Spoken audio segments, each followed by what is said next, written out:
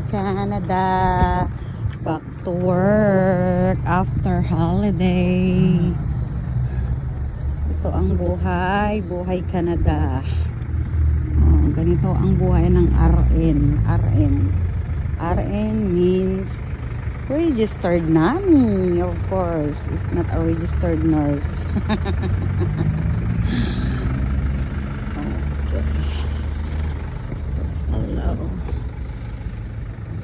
Ganito po. Tulak-tulak lang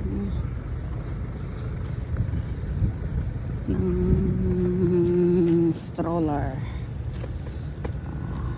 Ito po ang buhay namin dito sa Canada, mga ka-RN. Snowing, minus 13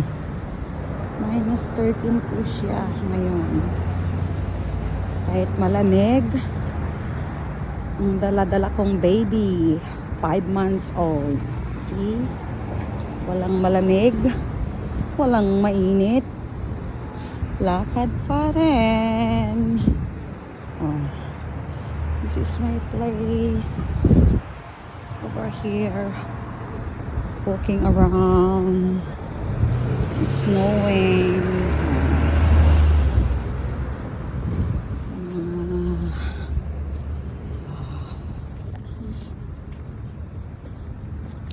Lakad-lakad lang.